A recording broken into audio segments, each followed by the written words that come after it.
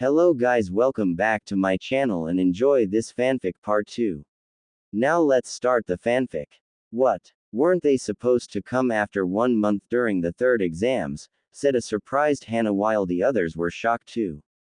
Hi, but I called an emergency meeting due to the Akatsuki, said Sarutobi as he turned to his secretary.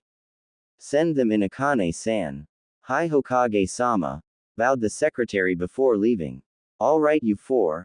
I wished we could see more of the events concerning Naruto-kun, but you have to leave now, said Hiruzen while all of them groaned as they really wanted to see the results of Naruto's training. Oh and Kurenai, I want you to enter the Forest of Death and keep following Team 7. I'm sure Orochimaru came for a reason and I want you to report any abnormalities. Also, don't interfere in the exams or try to help your team, is that understood? Said the professor with a serious demeanor. Hi Hokage-sama, said a happy Kurenai. Hey, why does Nai-chan get this mission? Yelled Anko while Hana and Yugao were glaring at the Hokage. Because Anko, Kurenai is a genjutsu expert and she can easily blend in with the surroundings and hide her presence, replied Sarutobi calmly. Tough luck Anko-chan, Yugao-chan, Hana-chan, said a grinning Kurenai before disappearing in a puff of smoke. Damn her! All three of them muttered simultaneously before shining out of the office. Sarutobi sighed at their antics. Even if they were matured as a shinobi, they were like kids or sometimes even acted like fangirls when it came to Naruto, but one thing that he was sure about was that they loved him deeply. He had seen their eyes whenever they talked about Naruto or watched him. They were filled with love, compassion, affection, care, and today, a new feeling took birth in those eyes, lust. After seeing Naruto's transformation, their eyes still had the loving gaze for him but with a hint of lust. He sighed as he came out of his musings, now to face the Raikage and the Mizukage. Hope this goes well too, he thought as he went over to his desk waiting for them to arrive. Meanwhile in the Forest of Death, the clearing 20 seconds after the beginning of Tsukiyomi. Kisame was panting, but not much due to the loss of so much chakra. He began to feel tired at about 10 seconds after he started giving Itachi his chakra. If you think rationally, it would look absurd that such high amount of chakra could be depleted in just 20 seconds, which Kisame was currently wondering about. After a few seconds, Naruto and Itachi slowly opened their eyes. Itachi, to reveal his Mangekyo Sharingan while he too was panting heavily, and Naruto, to reveal his Rinnegan with, 1, black ring. No one noticed when his eyes glowed silver for a bit before turning into the same Rinnegan, level 1, not even Naruto noticed it as his vision was blurry due to the effects of Tsukiyomi, but after a few seconds, it cleared for him to see Itachi on his knees panting heavily while blood oozed out of his eyes. Itachi-sensei, are you alright? Asked a concerned Naruto while Kisame released him from his hold as he regained his breath. Itachi, you, pant, okay? Asked Kisame while Naruto took out a food pill and gave it to Itachi. Yeah, pant, I'm, gonna be alright, said a tired Itachi before eating the food pill. After a few seconds, he began to feel his chakra getting restored as he stood up. Sensei, are you alright now? And why did blood came out of your eyes? Asked a worried Naruto. That is a side effect of using Mangekyo Sharingan's techniques for a long time, said Itachi as Naruto nodded in understanding while he turned to Kisame. Long time no see Sharkface, said a smirking Naruto. TCH, it's only been 20 seconds brat, said Kisame while his eyebrows twitched at his nickname. Oh right, sorry, I forgot about that, said Naruto while he grinned sheepishly. So how did the brat's training go, Itachi? Asked Kisame. Itachi smirked. Well, let's just say that Naruto-kun is a lot stronger than what a Chunin is supposed to be, while Naruto puffed out his chest in pride. Ah, that's a pity. The brat's still no match for me. And I was thinking he would get more stronger, mock frowned Kisame. A tick mark appeared on Naruto's forehead, but he decided to play it cool. You said something, Sharkface? Asked Naruto innocently. Why you?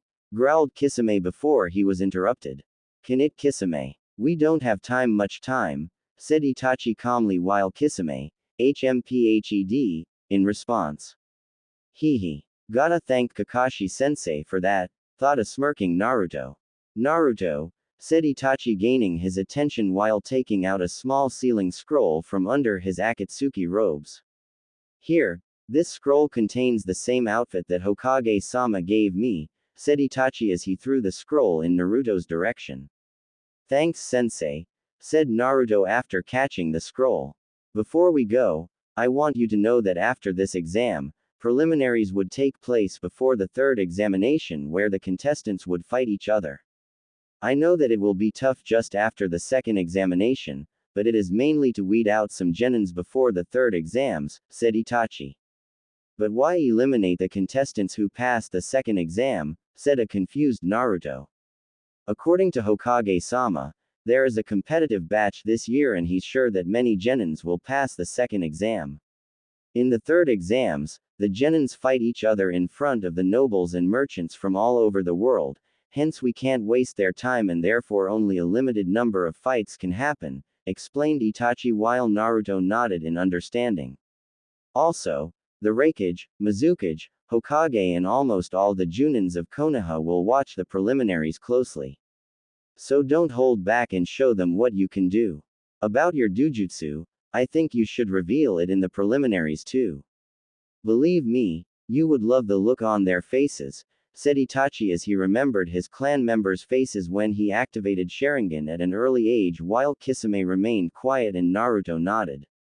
I hope we meet again Naruto-kun and if possible, keep a watch on Sasuke. I will try sensei and thanks for everything, said Naruto as Itachi nodded.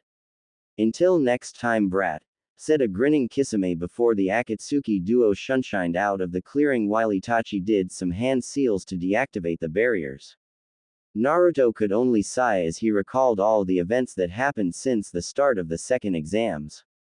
First that Orochi Tem attacks them and then Itachi and Kisame interfered. Who would have thought? The disgraced child of the village possessing a legendary dujutsu such as Rinnegan. Oh, he would enjoy the look on their faces, but right now, he just wanted to get some sleep. Guess I'll have to wake Sakura up. But I should change my clothes first, said Naruto as he looked around the clearing, battlefield to find a large tree with a big cave in its trunk. He went in there and after a couple of minutes came out in his new favorite shinobi wear. He then went over to Sakura to wake her up wondering how will Sakura and Sasuke and most of the village will take to his newfound abilities. Hey Sakura, wake up, said Naruto as he nudged her on the shoulder. She had some bruises here and there, but was otherwise alright. Just 1 minute, mumbled Sakura. Come on, we're in the forest of death, remember, said Naruto as he lightly flicked her forehead. Eventually Sakura opened her eyes to see Naruto bent down in front of her. Naruto, what happened? Asked Sakura with blurry eyes as she slowly remembered all the events that took place while her eyes widened. Hey, where's Orochimaru and what happened to Sasuke-kun? Asked Sakura frantically as she quickly stood up. Sasuke's right there, said Naruto as he pointed in Sasuke's direction. Before following his finger, she saw Naruto properly for the first time after she woke up. She immediately blushed a furious red upon seeing him. Whoa, who's this hunk? Said inner Sakura. Who are you? Asked Sakura with a blush while Naruto's sweat dropped as he thought. Did I really change that much? Naruto, Uzumaki Naruto. Nice to meet you, said Naruto in a mock greeting while he extended his hand. Oh, it's nice to meet you Uzumaki-san. Wait what? Exclaimed Sakura who first shook his hand but then realized a bit too late while in Naruto's head, a chibi Naruto was laughing his off. She fell for it. Oh damn, I can't believe it. Naruto, what happened to you? You've suddenly grown and what's the change in your clothes? Asked a surprised Sakura but he was even more surprised by her reply. He thought that she would lash at him any minute now while screeching like, Sasuke-kun is much better than you. Well, let's just say I underwent a transformation during my fight with Orochimaru and I became tired of my jumpsuit. To answer your previous question, Orochimaru fled the scene due to the circumstances I can't tell you, said Naruto with a frown as he knew where this was going. But why can't you tell me? I'm your teammate and we should trust each other, said a hurt Sakura. After witnessing some of Naruto's fight with Orochimaru today, her views of Naruto somewhat changed. She could now clearly see that Naruto was easily the strongest member of the team, and even though he was obnoxious and rash, he deserved some respect. Since when were we teammates, Sakura? What you're stating now is something you should have said on the day of team selections, which I did said to you, but the only reply I got was a lump on my head. Since when was it about teamwork, especially with me? You guys never bothered to even acknowledge me as a teammate. On the day of the bell test, when my shadow clone came to your hiding spot, you didn't even bother to listen to me, instead just dispelled it by punching it. The same happened to the shadow clone who approached Sasuke, stating that I was a loser and would only hinder his progress. Do you know why I came to you guys, huh? Do you? I came to tell you about the actual meaning of the test, i.e., teamwork, while I fought Kakashi-sensei, said Naruto. But I thought you were just trying to be the hero, taking a Chunin head-on, stuttered Sakura. Just because I acted loud, obnoxious and stupid doesn't mean that I was one. The first time during the academy I approached you, I wanted to be friends with you, but you just ignored me. I always strived for acknowledgement and recognition. I had no one to take care of me while you had parents, relatives and friends. You can't judge a person just by his appearance. Take our Hokage for example, does he look harmful to you? I'm sure you would have thought, oh, he's just a grandfather material. What can the old coot do? He would probably break his back if he bends even once. But he's Hiruzen Sarutobi, the famed professor, trained by the Nadaime and the teacher of 3 legendary Sanins, the man who survived the 2 great shinobi wars and has mastered every ninja art of this village. He can still take on an army of Junins without a sweat.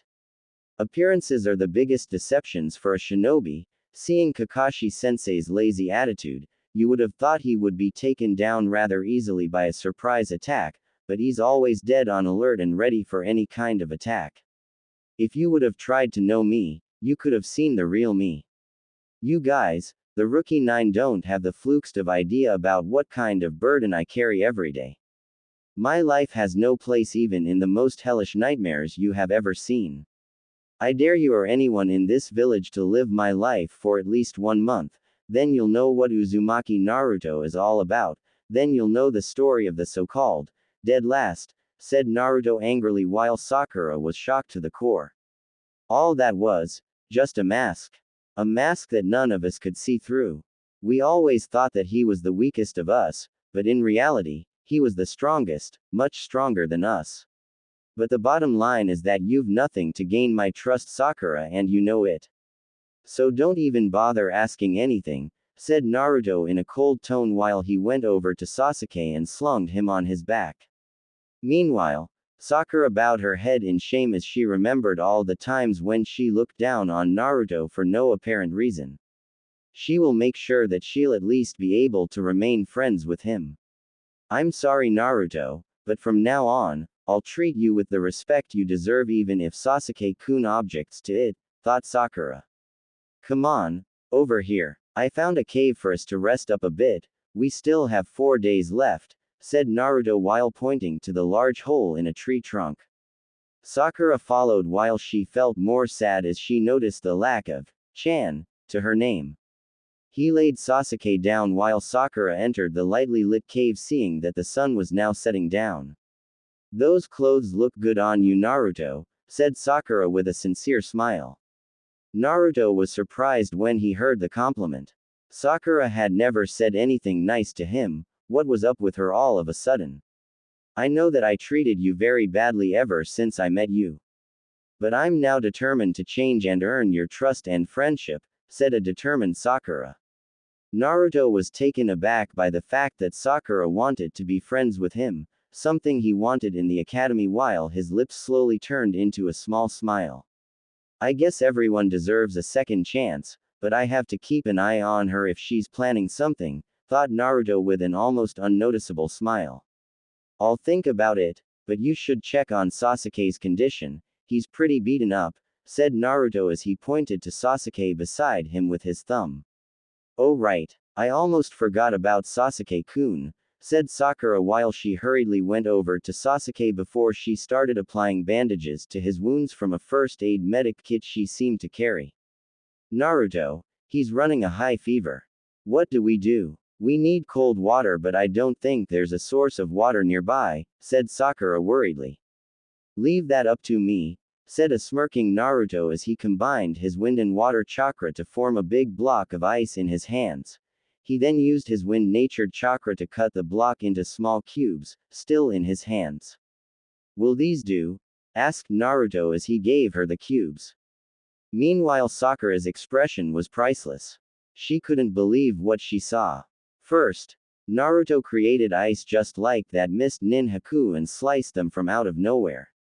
She could only nod dumbly and accept the cubes as she put them on Sasuke's forehead. Naruto, how did you do that? Asked Sakura after tending to Sasuke's injuries.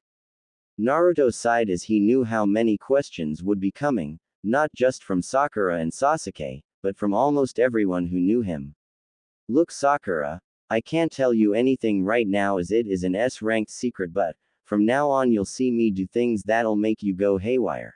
So whatever it is, just take it in without any questions, and if you gain enough of my trust, I may tell you everything after the Chunin exams are over, said Naruto seriously while he took out his own sleeping bag and sealed his cape to get comfortable, which resulted in Sakura being gobsmacked as she didn't know that Naruto knew how to use sealing scrolls.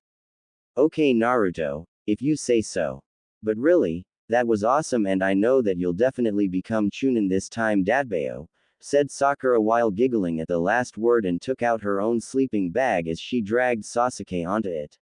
Yeah, I hope so, mumbled a faintly smiling Naruto as he closed his eyes to get some sleep. I guess the battle between me and Orochimaru opened her eyes to the reality, maybe she still has a chance, thought Naruto. Well, I'm going to keep watch as I don't feel like sleeping. I'll wake you up if something happens, said Sakura as she walked towards the exit of their temporary shelter. Sure, thanks Sakura, said Naruto before drifting off to sleep. Hokage's office just after the Ice Queens left. Hiruzen Sarutobi sat on his chair smoking when the door to his office opened. First to enter was a beautiful busty lady with an angelic body most women would kill for. She had long flowing silky red hair, hazel green eyes with attractive black eyelashes, milk creamy skin, D-cup S, slim waist and toned legs. She was Terumi Mei, Godime Mizukage of Kurigakure. She had a bit of makeup on her face with red lipstick and bluish eyelids like Kurenai, wearing a blue top which was reaching to just above her knee. Under this outfit, she wore a mesh armor. She had the Kiri's blue cage hat with a kanji for water on it and wore a cheerful expression on her face. Greetings Hokage Dono, said Mei with a smile. Along with her were her two bodyguards, namely Ao and Chojiro. Ah, welcome Mizukage Dono. I hope your journey was safe, said a smiling Sarutobi. Of course Hokage Dono, replied the Mizukage cheerfully before signaling Ao and Chojiro to come forward. These are my bodyguards, Ao and Chojiro. We are honored to be in your presence Hokage-sama, said Ao while bowing, whereas Chojiro also bowed, somewhat timidly without saying anything. This was the famed Hiruzen Sarutobi after all, the professor, and the man who survived two great shinobi wars. He was a shinobi of virtue and wisdom, trained by the best and trained the best, so naturally they were somewhat nervous. At ease you two, no need to be so formal, said the smiling Hokage while radiating a warm aura. Understood Hokage-sama, said Ao as he bowed again. Mei and Hiruzen sweat dropped. He understood nothing, both thought simultaneously. The door opened again and the next one to walk in was a tall and a dark muscular figure. He wore a loose cage robe revealing his front muscular chest and abs. He wore black shinobi pants, gum metal boots, heavy metallic bracelets on his forearms and had white hair. He was a Yondaime Raikage of Kumogakure. With him entered 5 more people. Among them was a man with similar physical characteristics as A, only differences being his attire with black shades, a white bandana and a blue tattoo on each cheek. He was Kurabi, Killer B, Jinchuriki of the Hachibi. Next was a 17-year-old teen with long blonde hair, greenish-yellow slitted eyes with an orange contrast to the pupil. She had red lipstick, her hair in a single ponytail. She wore a Chunin attire and had a Kumo Hitai 8 on her forehead. She was Yugito ni, Jinchuriki of the Nibi and was an epitome of beauty, having an hourglass figure, C-cup S and flawless tanned skin. Next was her adoptive sister, Samui ni, having short blonde hair, light blue eyes and was rather well endowed for her age, especially her chest region. She had D-cup S often leading to cramps and aches in her shoulders, was 14 years old and wore a Chunin attire. Next to her were her two dark-skinned 14-years-old teammates Karui and Omoi, who wore identical Chunin attires. Karui had an "will take no bullshit" look on her face while Omoi was ing on a lollipop, having an anxious look on his face. Hokage Dono, Mizukage Dono, bowed in respect along with his companions. Hiruzen too stood up from his chair and bowed. "I'm glad that you could take time from your busy schedule to attend this emergency meeting," said the Hokage with a smile. "I hope your Juni was safe." Raikage Dono, said Mei with her usual cheerfulness. "Of course. Who do you think I am? I am best taijutsu user in the Lightning Country after all," said A with a grunt. Yugito's sweat dropped. Has he ever heard of the word modest? Geez. Thanks for stating the obvious. With all those overgrown muscles, who wouldn't think of him as a taijutsu specialist, thought Mei sarcastically while still smiling on the outside. True. True Raikage Dono, but let's get to the business, said Hiruzen as he suddenly became serious. I presume those two are among the 5 of your bodyguards behind you, continued Hiruzen as the Raikage nodded seriously. All right, please take a seat all of you and don't worry. The privacy seals are already activated along with the visibility barrier that even the Byakugan or Sharingan can't penetrate through. All of them sat around the table while Ao quietly checked the seals with his Byakugan, but Hiruzen noticed it. Meanwhile, the Raikage introduced his brother. This here is my little brother Kurabi, said A while pointing towards Killer B. Yo-yo, the name's Killer B. And I can see that although you're an old bunch, you still pack quite a punch, said Kurabi as Yugito slapped him on the backhead.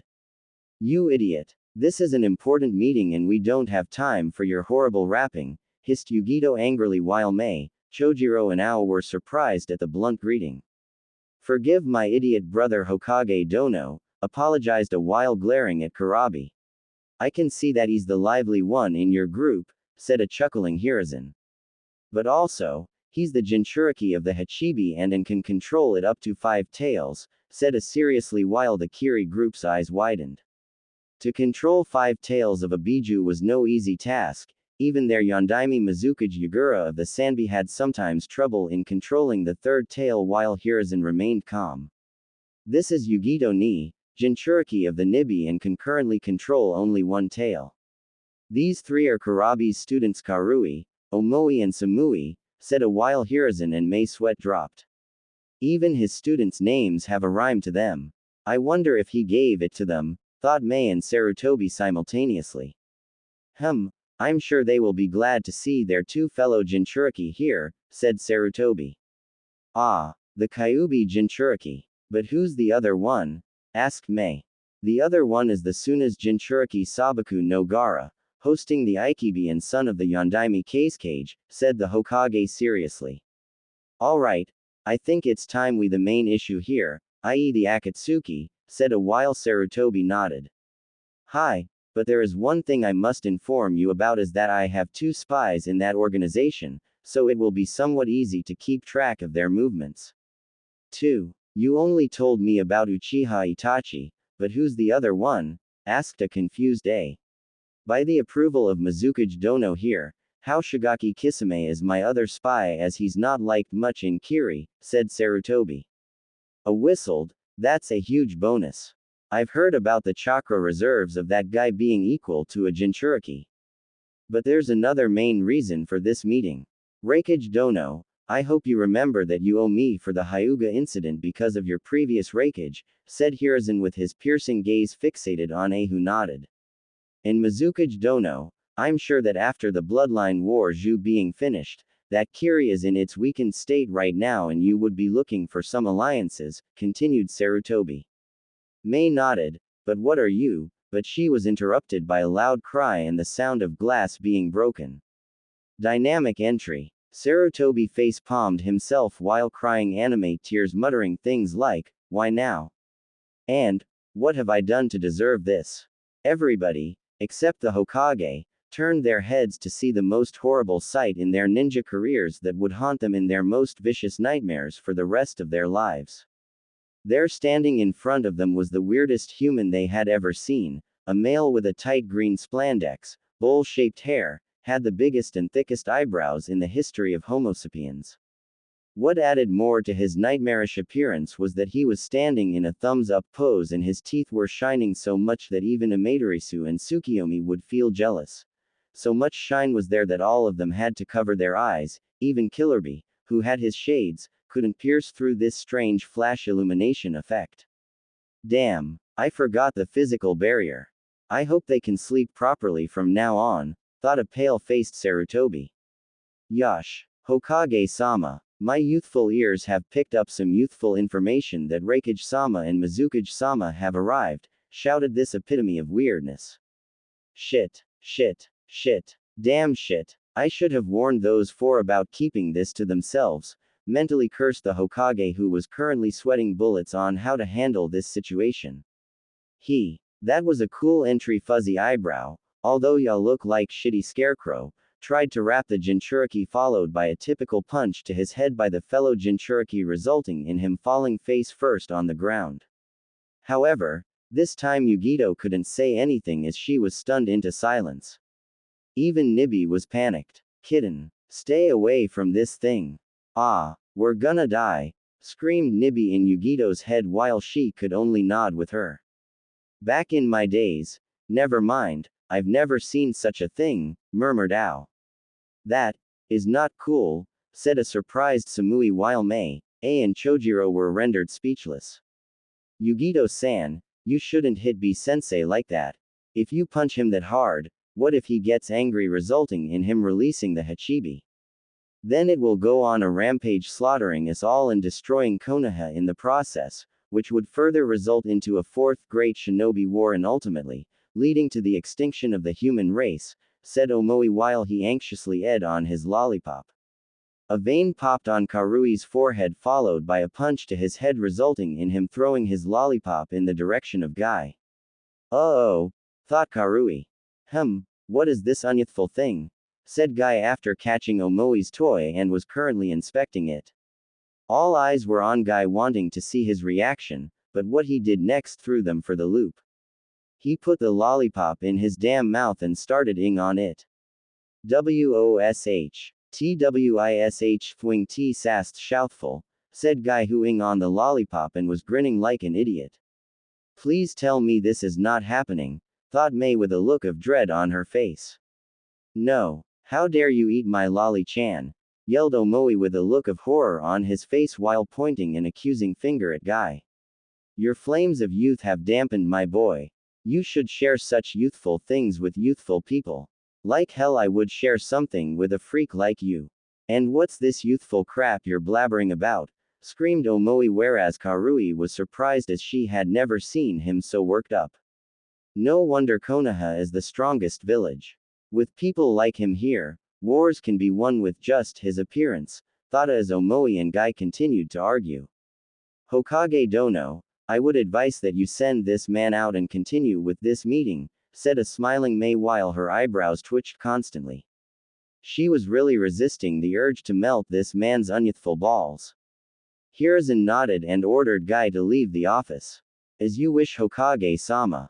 Reverse dynamic entry, yelled Guy before leaving the office and breaking another window in the process, the cursed lollipop still in his mouth while a tick mark appeared on Sarutobi's forehead. He just had to break another window, thought the Hokage while Omoi was sulking at the corner, muttering words like, Lolly-chan getting raped, and all. Let's not waste any more time, Hokage Dono said after regaining his composure. Hi, but what were you implying before the disturbance, Hokage Dono asked Mei while everyone else paid attention at that. Right, said Sarutobi while clearing his throat. Hiruzen Sarutobi, Sandaime Hokage of Konohagakure no Sato propose an all-out triangular alliance with Kiri and Kumo consisting of military, trade and political alliances, said Sarutobi with a smirk while his cage hat shadowed his face, creating a rather dramatic effect. Everyone else's jaws dropped on the ground and their eyes as wide as saucers. What? Stuttered Mei. If what she heard was true, then this was a huge moment for Kiri. Never had she thought that Konoha, the strongest village in the world, would propose an alliance with any village, much less Kiri, which was now the weakest. She herself was going to talk about a possible alliance in this meeting in hopes that the Hokage might agree. If she accepted this alliance, not only will they be allianced to Konoha but also Kumo. It would be like hitting two birds with one stone. And what more, it was a complete traditional alliance consisting of military, trade and political alliances, meaning that the villages would get full access to each other village's military, resource cooperation, and they could share their political affairs with each other. Meanwhile, the Raikage was also thinking along the same lines, but he was a bit skeptical. But what's the catch, Hokage Dono? Surely a village as strong as Konoha would like to remain neutral and not risk war with our enemies. You wouldn't want an alliance for nothing, would you? Said the suspicious Raikage. There's no catch about it, Raikage Dono. I simply want this alliance to confront Akatsuki, our common enemy, protect our Jinchuriki and prevent a possible fourth great shinobi war, said Hiruzen seriously. Mizukage-sama, and you have all experienced wars. We know that it is an endless cycle of hatred, fear and pain. I just don't want this generation to go through it, continued Sarutobi while glancing in the direction of Karui, Omoi and Samui as A and Mei too nodded with sadness. So, what do you saw, Raikage Dono, Mizukage Dono? Asked Hiruzen. Sure, Hokage Dono. Kiri would be happy to go along with this multi-village alliance with Konoha, said a cheerful Mei. Well, Kumo does follow militaristic approach and I also owe one, so I guess we'll go with it. We'll pursue our dreams with you, said A with a smirk. Hiruzen nodded, satisfied with their decision, as Konoha and Naruto would have a much better chance against the Akatsuki. While I'm sure that Iwa would straight out decline the proposal, but what about Suna? Asked Mei. I did send the Kazekage an invitation for this meeting, but so far they haven't even answered and I'm a bit suspicious of him. Lately, the Wind Daimyo has been cutting Suna's missions short and turning them over to us, thus they are financially lacking and I think they are about to take some action soon, said the Hokage seriously while Mei and A nodded with a grim look on their faces. Oh ho! Now that we have Kiri Kono Kumo alliance, the Akatsuki are going to face on hell of a defiance. You know who opened his rap box. For once, I agree with Sensei. This alliance is cool, said Samui with a smirk while everyone nodded with her with a smile. So where's the Kyuubi Jinchuriki? He must be around 12 years old, asked a curious Raikage. Although the villagers hate him with passion, he is the ray of joyness and purity for this village and is also like a grandson for me. His name is Naruto and is currently taking part in the Chunin exams. Is he strong, Hokage-sama? So far the only thing we've heard about him from the villagers is that he is a shrimp, loud and annoying, a prank master and a dead last who flunked his graduation exams twice, said Yugito. Do not believe those foolish villagers. It was just a part of his mask and he thinks that I don't know about it. You're a Jinchuriki. You should know that the leakage of a Biju's chakra in your chakra coils messes up your chakra control, hence it's difficult to create a bunshin which requires a small amount of chakra, thus the reason for failing twice in the academy, said Sarutobi seriously. But I and Karabi-sensei passed the examinations in the first year, argued Yugito. That was because Naruto had it worse than a normal Jinchuriki like you should, said Hiruzen. What do you mean, Hokage Dono? How was the boy's life until now? asked a confused while the others listened intently. The Nibi, Hachibi or any other Biju except the Kyubi have not caused the magnitude of destruction to a Jinchuriki's village as compared to the destruction the Kyubi caused 12 years ago. More than half of our village was destroyed, 3/4 of our shinobi having families were killed, which gave birth to an infinite amount of fear, pain, anger and hatred to the villagers and the shinobi here. They had to vent their anger on someone, which resulted in Naruto being the scapegoat of their hatred. I'm not justifying their actions, just telling you.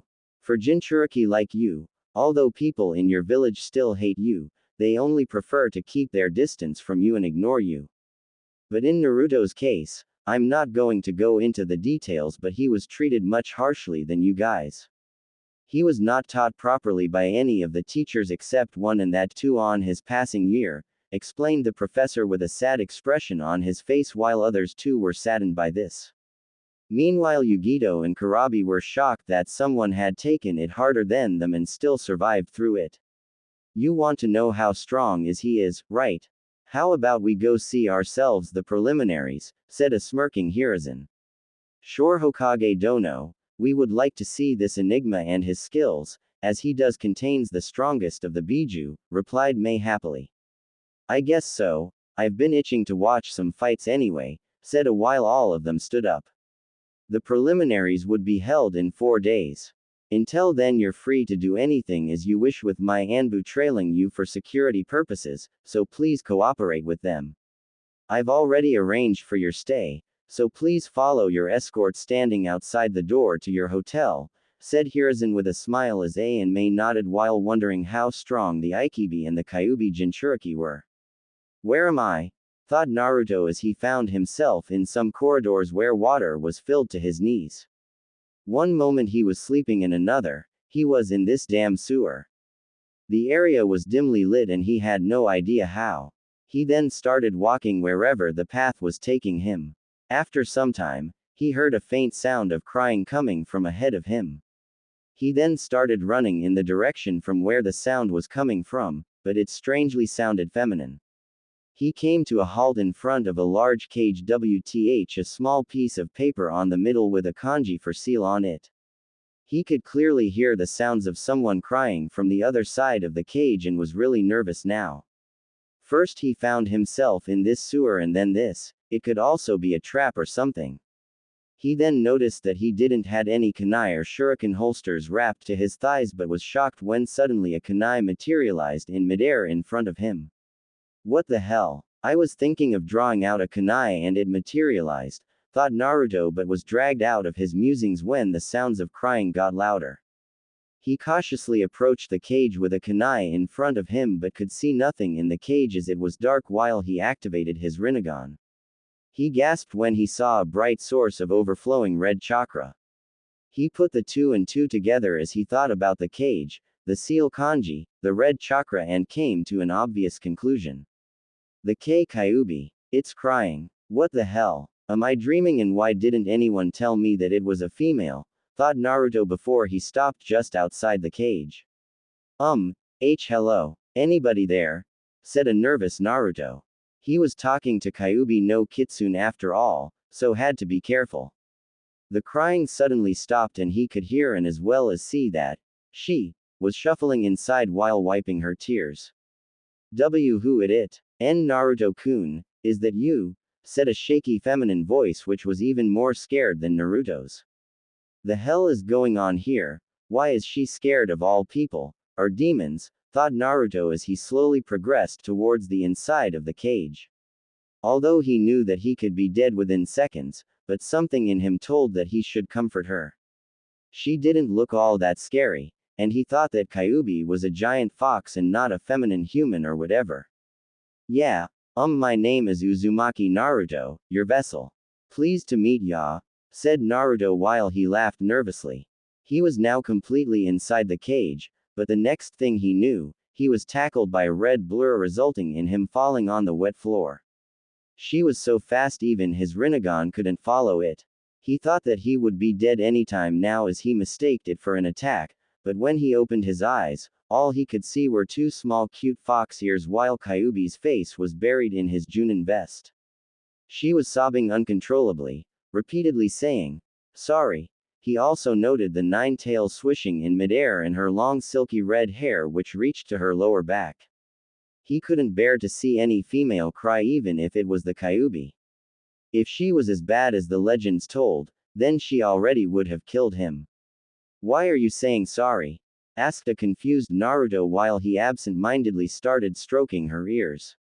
Kyuubi immediately blushed while she started to purr and leaned more into his touch. She was brought out of her comfort when Naruto voiced the same question again. She lifted her face to find that she was only inches away from his face. Both of them blushed crimson red as they saw each other's facial characteristics. To Naruto, he had never seen someone so beautiful. Her heart-shaped face, red eyes with black slits, small nose and pink supple lips, all seemed to yell, angelic. Her complexion was glowing white and he couldn't help but wonder, how the hell did she maintain herself in this sewer? To Kyuubi, he was very adorable, cute and handsome at the same time. His spiky blonde hair, tan skin and whiskers added to his appearance. But what really threw her for the loop was when she noticed her eyes. Naruto was brought out of his trance-like state when he heard her gasp. "The Rinnegan, I can't believe it. It truly has finally awakened after so many years," whispered Kyuubi with a look of astonishment on her face. Her eyes were watery red and her cheeks were puffy due to crying so much. Naruto could only stare at her beautiful face. He didn't know why or how, but he kinda felt attracted to her, like there was a bond between him and her. He felt a pang in his heart, to see the almighty Kyuubi no Kitsune cry, how ironic. So instinctively, he brought his hand to her face and wiped her tears. At first, she blushed furiously, but then leaned into his touch. "Why are you crying?" asked Naruto softly. At this, more tears started forming in her eyes but she controlled herself. "Just now, I saw all of your memories. I saw how you were treated all your life just because of me. I'm so sorry." At this she again broke down as she sobbed uncontrollably while hugging Naruto tightly to her. He blushed when he felt her tightly pressed against his chest but he had more important things to do. He hugged her back while rubbing her red hair lovingly whereas she continued to cry. After some time, she stopped crying and began to enjoy the warmth that Naruto seemed to be radiating. "Q-chan?" asked Naruto while still rubbing her hair. She blushed at the addition of "chan" to her name while humming in response to indicate she was listening. "What did you mean by just now? Why didn't you appear early in my life and I thought that you were a giant fox, not a beautiful lady," said Naruto still clueless that he was flirting with her while her blush got darker in shade, but he couldn't see it as her face was buried in his chest. "First, I would like you to know why I attacked your village," said Kyuubi as she lifted her face and stared Naruto right in his purple eyes. "What do you mean? Didn't you just go on a rampage?" asked a confused Naruto while Kyuubi shook her head. "Your mother Naruto-kun was my previous host," said Kyuubi shocking Naruto to his very core but before he could speak, she continued. "When she gave birth to you, someone attacked her. After a Jinchuriki gives birth, her seal gets weakened considerably. So that day, a man with a black cloak wearing an orange spiral mask on his face attacked her just after giving birth to you. I still don't clearly remember the incident, but I do know that he somehow released me. He had the Sharingan, although I couldn't clearly see what form it was, but it was definitely Mangekyo or above. When I saw him in the eyes, something snapped in me. After that, the only thing I remember is me attacking your village and the rest is somewhat blank, only blurred visions of that incident, just like amnesia. What I know is that he trapped me in very powerful genjutsu which was active till today. After the sealing, I got some of my consciousness back and tried to dispel the genjutsu, but couldn't do it until you awakened your Rinnegan. That's why you could easily control one tail of my chakra, because some part of me was constantly trying to help you since the sealing. Remember your battle at the bridge in the Wave Country, when you first time accessed my chakra because of your emotions? Well, my guess is that that somewhat weakened your seal.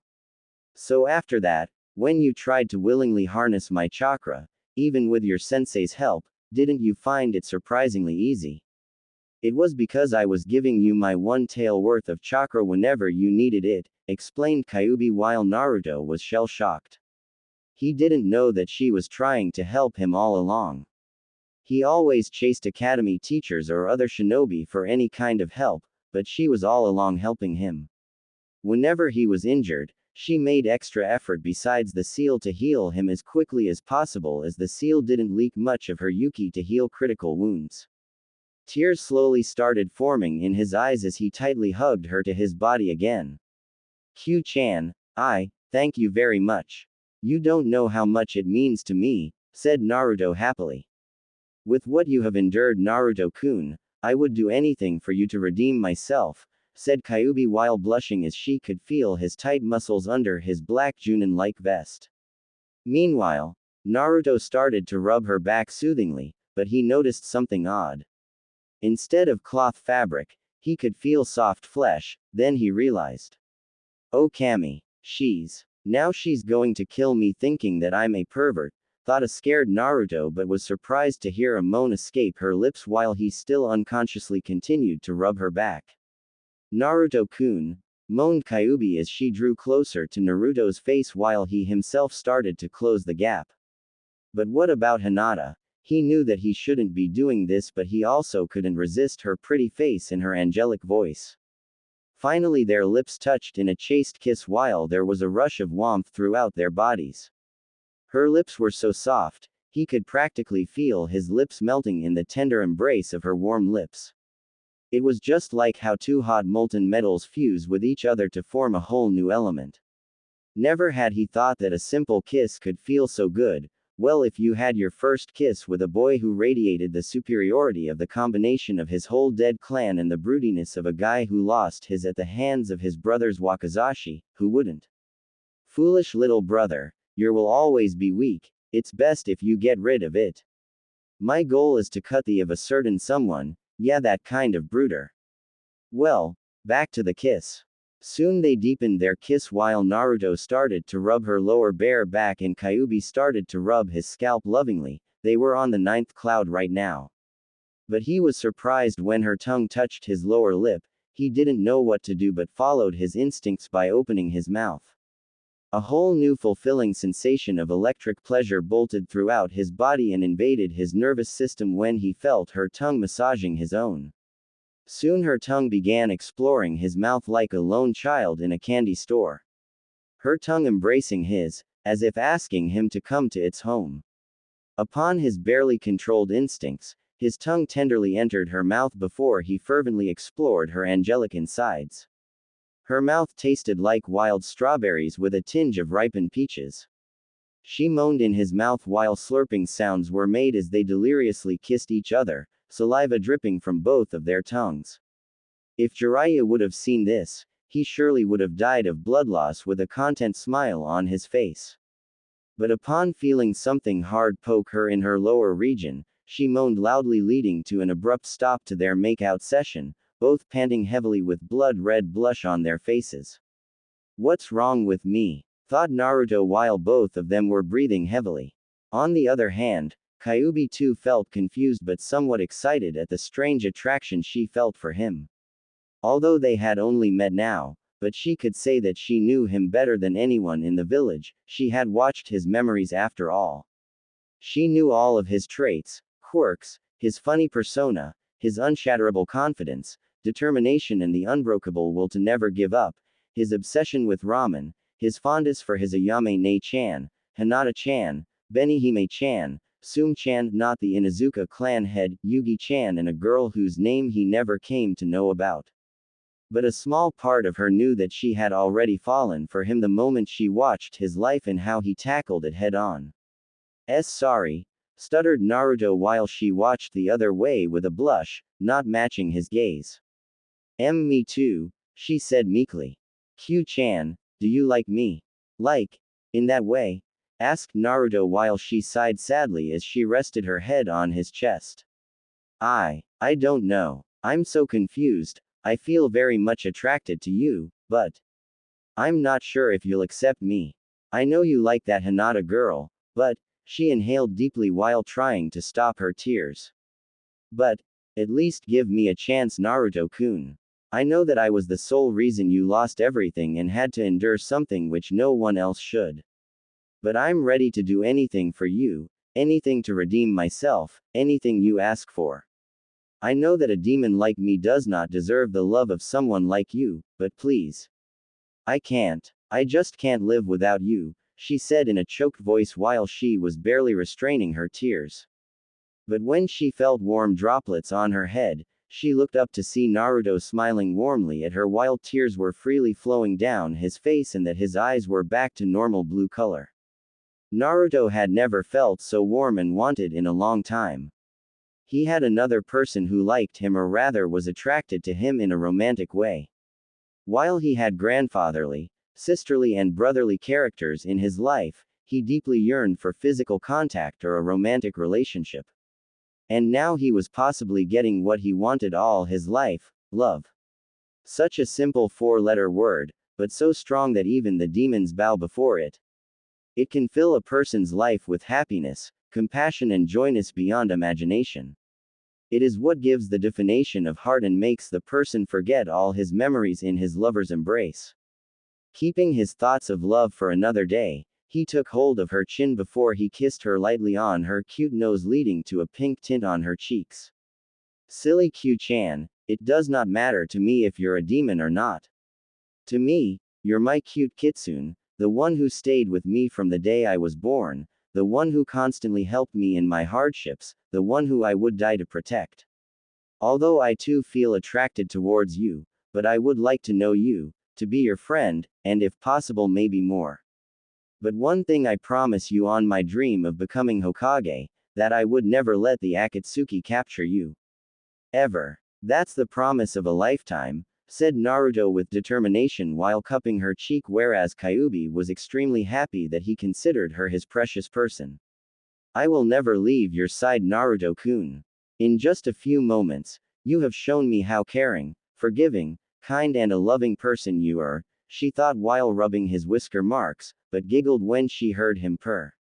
I didn't know your whiskers were sensitive, Naruto-kun, said a giggling Kyuubi while Naruto blushed in embarrassment.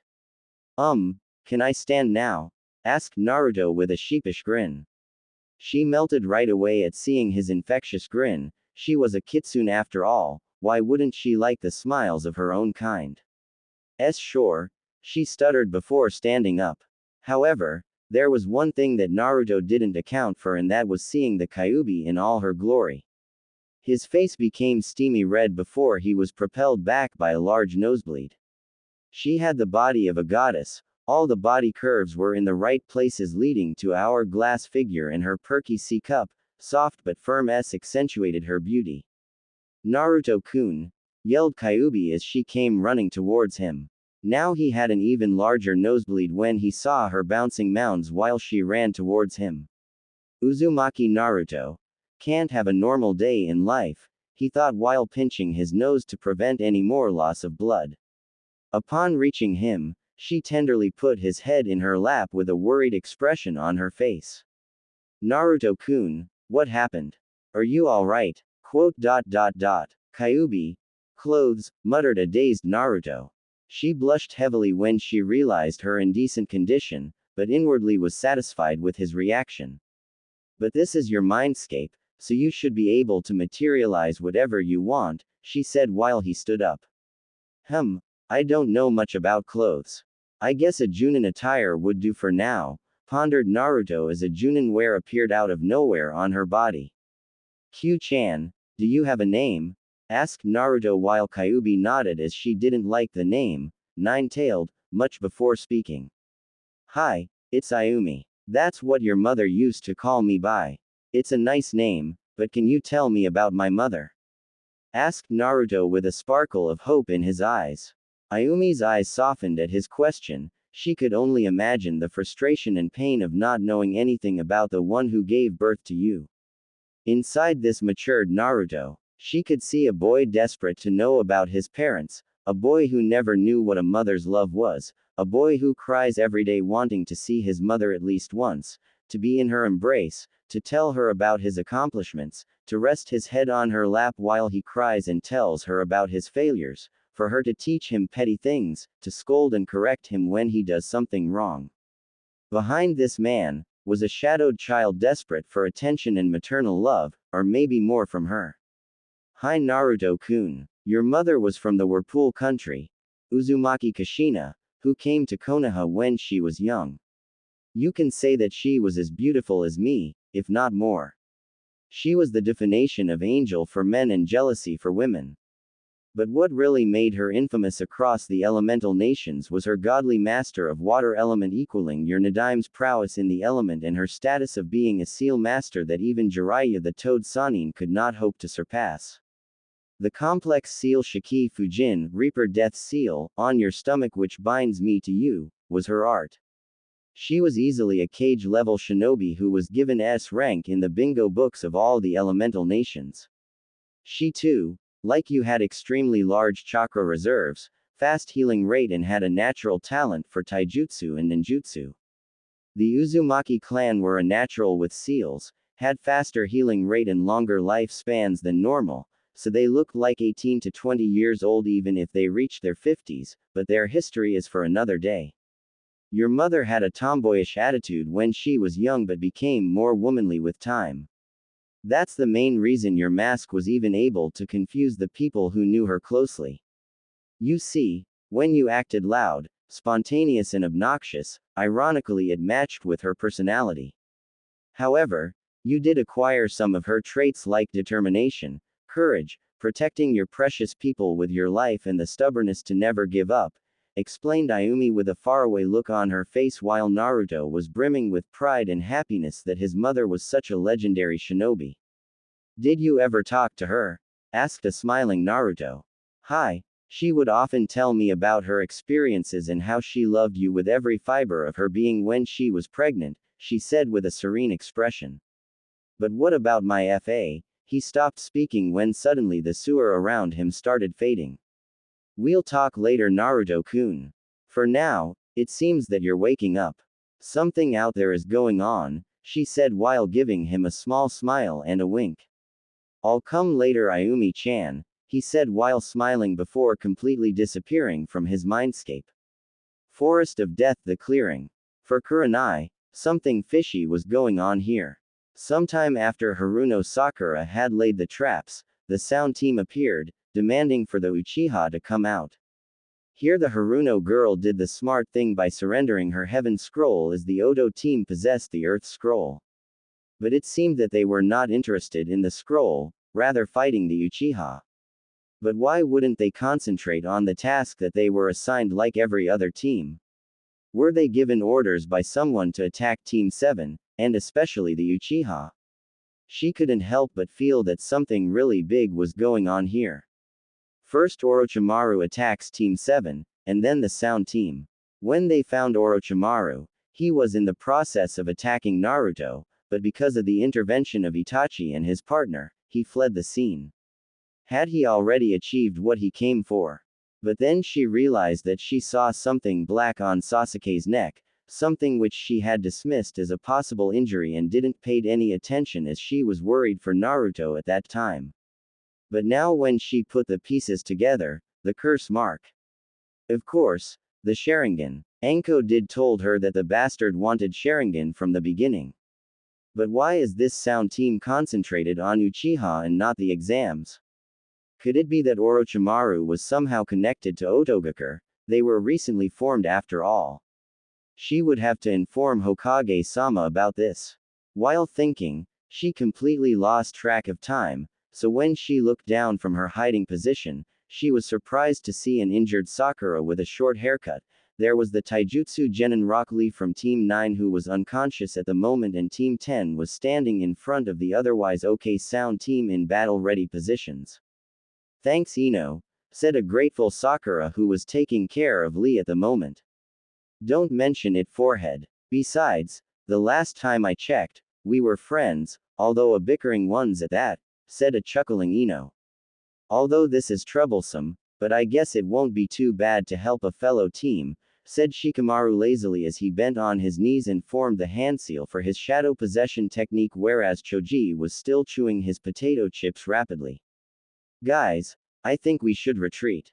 The Uchiha is unconscious, there's no way we can fight more than one team, said Kin, whose clothes were torn in several places showing a bit of cleavage. She was rather well developed for her age with C-cup S, an hourglass figure, creamy tan skin and had a pretty face. Currently she was sustaining minor cuts and bruises, but nothing critical. Before Dosu could reply, she was backhanded rather harshly as she fell to the ground while blood oozed out of her mouth. Shutuk bitch. Because of your weakness, that pink-haired was able to survive this long, spat Zaku while Dosu remained indifferent with his teammates' behavior. But, you too, she was interrupted by a kick to her ribs, breaking several of them while she cried out in pain. You dare say that, you bitch? Huh? He said while he continued to stomp on her. Meanwhile, all of them except Dosu were disgusted by what they were witnessing. How can he treat his teammate like that? Thought a shocked Ino with a look of horror on her face. On the other hand, Kurenai was barely restraining herself from killing this genin. Chunin exams or not, she couldn't see any female treated like that. Just as she was about to do something, a malicious and an evil aura washed over the area. Zaku too immediately stopped his stomping, when he felt this evil chakra. But Dosu was familiar with this chakra, the same chakra he always feel whenever Orochimaru or anyone possessing the curse mark was around. All of them turned their heads to see Sasuke coming out of the cave while black stripe markings covered his face and forearms. The genins were rooted at their spots in fear of this powerful and an evil aura that he was emanating. Sasuke had a psychotic grin on his face while he scanned his surroundings, Sharingan activated with bloodlust clearly evident in his eyes. This strength, what is this amazing power that I'm feeling? This is what I wanted all along. Just you wait, Itachi, you will get killed by my hands very soon now, thought Sasuke with an arrogant smirk. So the great Uchiha decides to grace us with his presence. Had a nice nap? Asked Zaku with a smirk on his face. Zaku, I think we should really retreat now. We're in no condition to fight, said Dosu, who could feel Sasuke's cursed chakra growing stronger and more potent with every second. What? You too. Just wait a second while I take care of. Before Zaku could continue further, he was punched in the gut so hard that he instantly lost consciousness while he coughed and his eyes rolled back in his head even before touching the dirt. Except Kurenai, nobody saw him move. At one instance he was walking slowly and at another, he just vanished to appear in front of Zaku. Tish. Pathetic, remarked Sasuke with a smirk. Troublesome, thought the lazy genius. Sasuke-kun, what happened to you? Thought Ino and Sakura simultaneously. He's fast. I didn't even see him. We have to get out of here, thought Dosu while Sasuke kicked Zaku in his stomach, who was currently laying unconscious on the ground, whereas Kin was trembling in fear of the bloodlust that Sasuke seemed to be emanating. But her blood ran cold when Sasuke's blood-red eyes turned to her before he started walking towards her. He wanted to test his newfound strength. Weaklings like you don't deserve to live. You should be honored to die by the hands of an Uchiha, said a smirking Sasuke as he started going through a couple of hand seals. Everyone's eyes widened at hearing him. While it was common to die in these exams, here it was no need to kill her. She was already severely injured and was no threat to them. Sasuke-kun, no, screamed Sakura, but it fell on deaf ears. Somebody, please help me. I don't want to die, thought Kin while tears formed in her eyes. Before Sasuke could finish the hand seals for whatever jutsu he was gonna throw at her, he sensed a huge chakra spike behind him while a calm, peaceful and a serene aura washed the area, overpowering his dark demeanor and bloodlust. All of the genins and Kurani felt a strange feeling of calmness flow through them and oddly made all of their worries go away. Kin could almost no longer feel any pain, which was currently being overwhelmed by this sense of peacefulness and comfort. This is not troublesome, thought an unusual Shikamaru while Choji was still eating his damned chips, albeit a lot slowly than before, and his eyes were closed in contempt like it was getting a blowjob while eating the dream of every Akamiki. Meanwhile Sakura, Dosu, Ino and Kurenai too were feeling the effects whereas Lee was still unconscious. However, Sasuke couldn't feel anything due to the curse mark's effects except the chakra spike. He turned to where he felt the spike, but didn't see anything except the trunk cave. Stop this, Sasuke. His eyes widened when he heard an all too familiar voice from where he was facing before, meaning where Kin is. He whipped his head back so fast that you would have thought he broke his neck. Sasuke's and everyone's eyes widened when they saw Naruto standing there in front of Kin facing Sasuke, his hair and cape flowing with the breeze while his ice-cold, blue, eyes pierced through Sasuke's Sharingan. Naruto. What happened to him? Doesn't matter. He's still a loser. With this power, no one can stop me, not even Itachi, thought Sasuke arrogantly after coming over his shock. What happened to you, Dobi? Did you hit puberty? And what's with the change in clothes? Asked Sasuke while smirking. Meanwhile Kurenai was also smirking, but for a different reason. Looks like the hero always arrives at the last moment. Let's see how much you've improved, Naruto-kun. It does not concern you, Sasuke. Don't think acting all cool and mighty will get you anywhere, said Sasuke arrogantly while Shikamaru's sweat dropped. You're the one to talk, troublesome guy. I don't care, just leave the girl and her team. They're already injured and would give us their Earth Scroll, wouldn't they? Asked Naruto as he turned back to glare coldly at Dosu. Meanwhile, Dosu flinched at seeing that icy glare. His eyes were hollow, devoid of any emotion, and promised a lot of pain if he disagreed. He nearly pissed his pants when Naruto's eyes changed to purple color with one ring circumscribing the pupil just for a moment before reverting back to his normal cerulean blue color. However, nobody noticed this except Dosu and Kurenai. Damn, he looks even more hot when he does that, thought Kurenai as she found herself a bit turned on. Oh, of course, stuttered Dosu before throwing the Earth Scroll in Naruto's direction, who caught it before putting it in his shuriken pouch. Meanwhile, Team 10 couldn't believe their eyes, especially Ino, who was blushing furiously. They were all having trouble identifying this genin until their eyes landed on his whiskers, resulting in their jaws getting dropped. Holy cow, is that Naruto? What is going on here? Thought a blushing and a perplexed Ino. You're the most troublesome person I find besides my Ka-san, Naruto, thought Shikamaru. Naruto, you look cool, buddy, thought the food sweeper. On the other hand, Sakura was relieved to see Naruto for the second time and on the same day. Well, that was something. Thank Kami. I hope you can stop Sasuke-kun, Naruto, thought Sakura while she tried to wake up Lee, but it looked like he wouldn't be waking up for some time now. I don't care. Just get out of my way, loser, or I'll have to beat you to it, said Sasuke angrily while Naruto's eyes hardened. Try it, Tem, growled Naruto. Gladly, Dobi. I always wanted to beat the shit out of you, said a smirking Sasuke as purple chakra flared around his body before he dashed towards Naruto. Like before, he just vanished for the genins, but Naruto and Kurenai could clearly see him as his speed was only mid-Chunin level now. This would be over in one punch.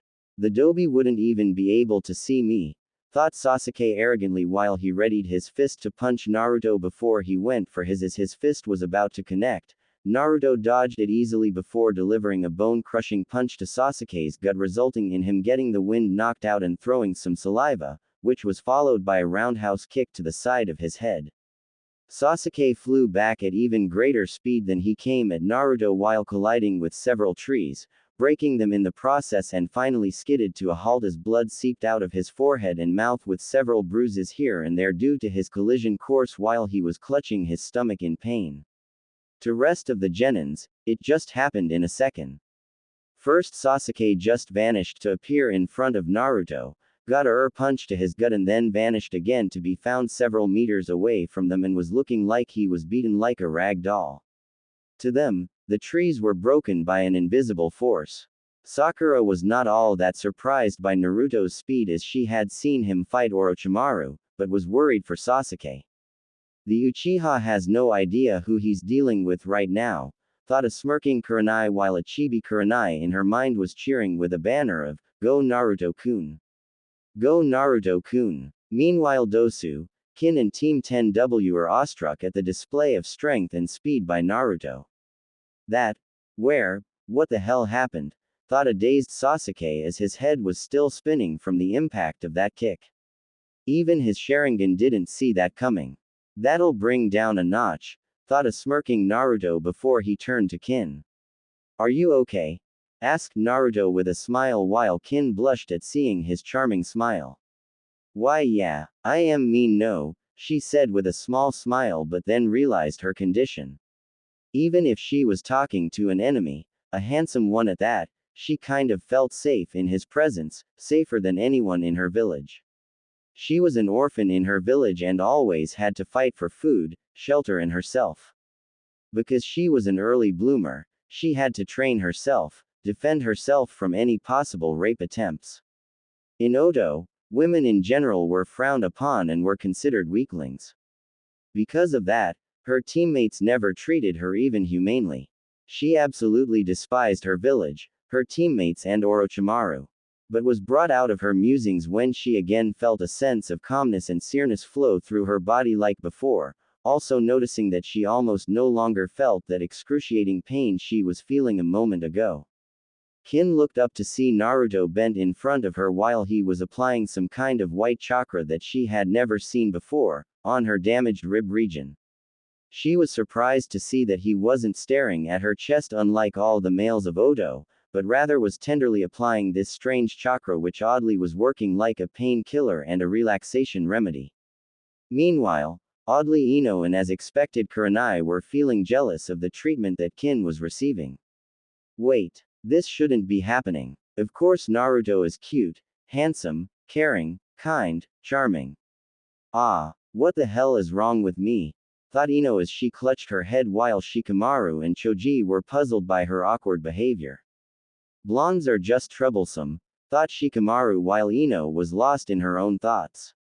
All her life, she had dreamed of a man who cared for her and loved her. A man who was handsome, kind, loving, funny, caring and a charming person. Sure Sasuke was handsome, but what else? He never smiled, kind, loving and caring were miles away from his name. But now she realized that the reason she was after Sasuke was mainly to prove herself the best, that she was better than Sakura and all her female classmates. She never realized when her silly childish crush got converted into a crippled race of, who gets Sasuke, competition, especially with Sakura. But now that she thought, will she ever be happy if she got Sasuke? A big no. In him, she didn't need the Byakugan to see that he was a stuck-up spoiled genin, who only craved for power and nothing else. But here, she had never seen this side of Naruto. If she knew he was like this, she may have had drop-dead fallen for him in the academy. But she was too blind to see it. She also felt ashamed at how she treated Naruto. Although, she didn't hit him often like Sakura did, but she was still always mean and indifferent to him. Back then, if she would have taken the time of the day to observe him, she would have surely thought of him as a cute, funny and an exciting guy. But maybe they could still be friends, or even more. Maybe she still had a chance. Looks like we'll be having 2 more girls in the harem, thought a smirking Kurenai as she glanced at a blushing Kin and a thoughtful-looking Ino. Meanwhile it started to rain, getting heavier by each passing second. Why are you helping me? Asked Kin but Naruto simply smiled at her. Do I need a reason to help pretty ones like you? Said Naruto with his trademark foxy grin, still oblivious to the fact that he was flirting with her. She blushed at his reply but started to shiver in cold when the rain started to pour heavily. Naruto, seeing her torn clothing covered Kin with his cape. He was about to stand when he heard Sasuke yell. Kaden. Hausenka no Jutsu, Fire Release, Mythical Fire Phoenix Technique. Kin's eyes widened when she saw numerous compressed fireballs coming their way. What a fool. Using fire jutsu when it's raining. Sometimes I question his sanity, thought Naruto as he picked up a blushing kin bridal style and easily dodged the fireballs. Alright Tem, it's time to end this. I've wasted enough time with you, growled Naruto as he created 3 shadow clones, Kin still in his arms who was unconsciously snuggling into his chest. Right now, I'd give anything to be in her position, thought Kurenai longingly. Shutup Dobi. I'm an Uchiha, you should be honored that you're fighting me, spat Sasuke as his purple chakra flared. I would rather be honored to kick that stick deeper into your stinking, said Naruto with a bored-like expression on his face while everyone present except Sasuke and Sakura were struggling to control their laughter. That curse mark is getting out of control. I have to do something and quick. I should preserve my chakra, so sub-elemental jutsus are out of the question, but the basic ones, he'll just copy. No way I'm giving him anything on a silver platter. But wait, yeah, that might work, thought Naruto as an idea popped into his mind. Why you loser, growled the Uchiha before he was interrupted by Naruto. Look, Itachi, behind you, yelled Naruto while pointing his finger behind Sasuke. What? Where is he? I'm gonna kill that traitor, exclaimed Sasuke as he looked around frantically behind him.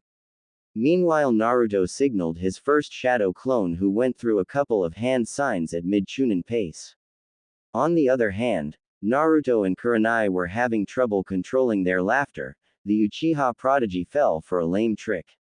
Unbelievable, both thought simultaneously. Megan. Narakumi no Jutsu, demonic illusion, hell viewing technique. Sasuke's eyes widened when he saw Itachi shimmer into existence with the dead bodies of his clan laying at his feet. You'll always be weak Tudo, said Itachi in a monotone voice. Sasuke immediately became enraged and was about to attack Itachi when his Sharingan noticed the chakra fluctuations around his surroundings. A genjutsu, thought Sasuke as he immediately dispelled it. Hehe, too late Sasuke Tem, said the real Naruto who was currently holding kin while the shadow clone who casted the genjutsu had his palm open to face Sasuke. Bansho Tenin, all creation attraction, Sasuke's eyes widened when he felt an invisible attracting force on his body and was pulled towards the shadow clone at high speeds. Meanwhile the second shadow clone was already going through a short set of hand seals. Sweden. Sujinheki, water release. Water encampment wall, whispered the second shadow clone as he slammed both of his palms onto the ground, and using the water from rain, created a water wall in front of them while the third clone also went through a couple of hand seals. Let's fry the Tem, thought the third shadow clone with a smirk. Raiden. Kaminari Kangekiha, lightning release. Thunder inspiration wave, exclaimed the clone as he shot a concentrated wave of intense white electricity from his index finger into the water wall, the other hand holding the wrist of his attacking hand. He kept his finger in position to control the electricity so that it only flows through the water wall and does not electrocute anybody else.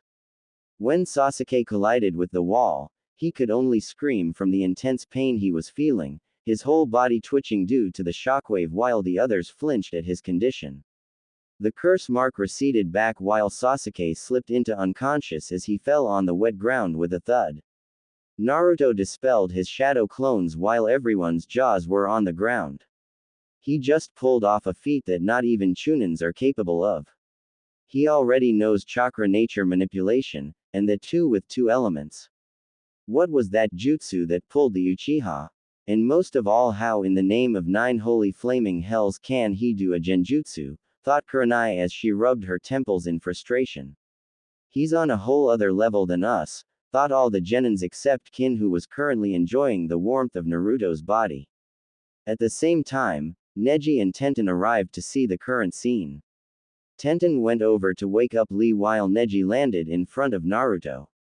He had seen the fight between the Uzumaki and the Uchiha from his Byakugan and was surprised to see Naruto's skill, but still, fate has decreed this genin a loser.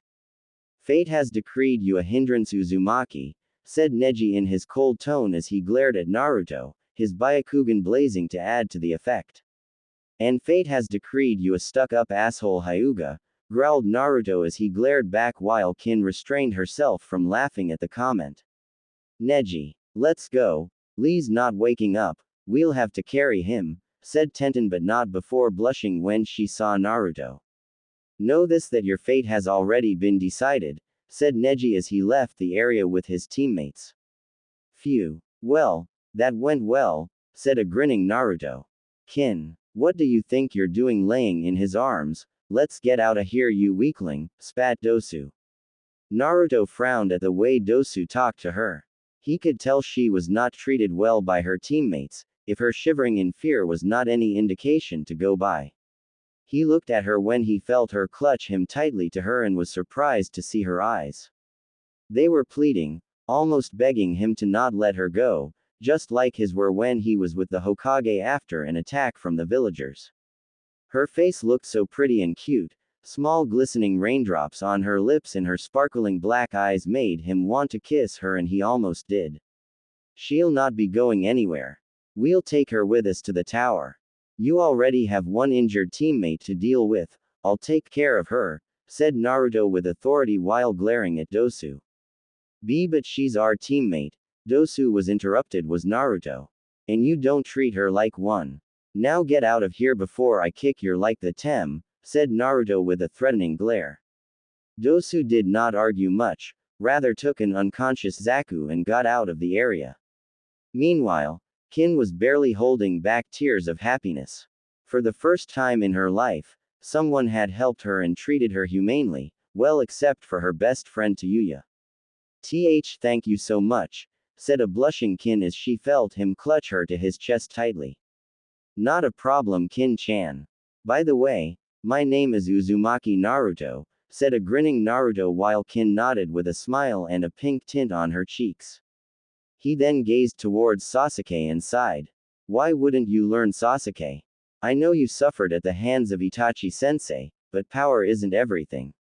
I promised sensei that I would look out for you, but if I have to break every bone in your body for you to see the reality, then so be it, thought Naruto with sadness while eventually it stopped raining. Yo, troublesome guy, got a minute there, said Shikamaru in a bored tone as he waved at Naruto. He turned his head and a smile graced his lips. Him, Shikamaru, Choji and Kiba were best friends in academy. Although, he and Kiba had a friendly rivalry, but Shikamaru and Choji were in a sense, true friends for him.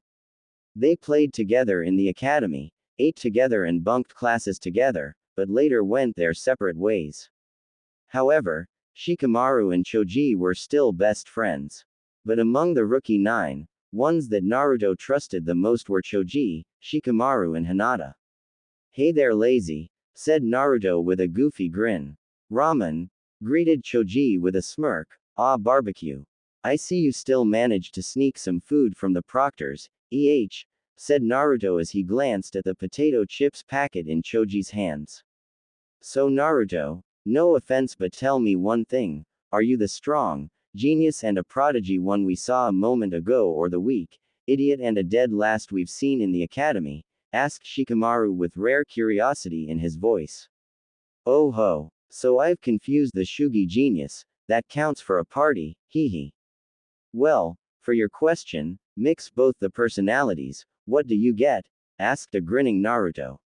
An enigma, said a bored Shikamaru. That's what I am, Shika. That's what I am, said Naruto while Kin could only blink at the awkward conversation going between them. This was the Chunin exams, damn it, every team for itself and they were acting like nothing was going on. But she could tell that Naruto was on his guard if they tried to attack him. So Naruto, care to tell us about your changes? Asked Choji. That, you'll have to ask the Hokage. But that aside, you aren't going to try anything funny, are you? 'Cause I don't want to hurt my long-time friends, said Naruto in a serious tone. We aren't that low to attack a fellow squad who's already crippled. Besides, if we would have wanted your scroll, we wouldn't have intervened. So yeah, you can keep the scrolls, said Shikamaru in a lazy tone while Naruto nodded with his reason as he found no deception in his words, but still wasn't going to relax until they left. He knew Shikamaru was a genius and wasn't going to underestimate him. Hey Naruto, said a meek voice. Naruto tilted his head to see Ino standing behind her teammates.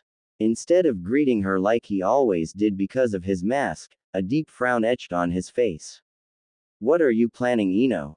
If you think that your nice scroll act would get you the scrolls, then you're dead wrong, said Naruto seriously while Team 10's and Kin's eyes widened at his hostility.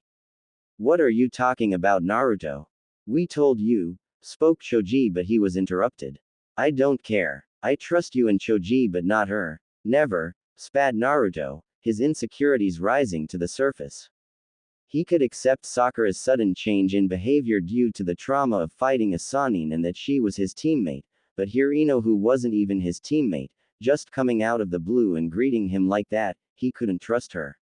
After all, she too treated him like trash, though not to Sakura's extent, but still, this might be a plot to steal their scrolls and impress her also, Sasuke-kun. But I don't want the scrolls, Naruto. I was just greeting you, said Ino in a sad tone.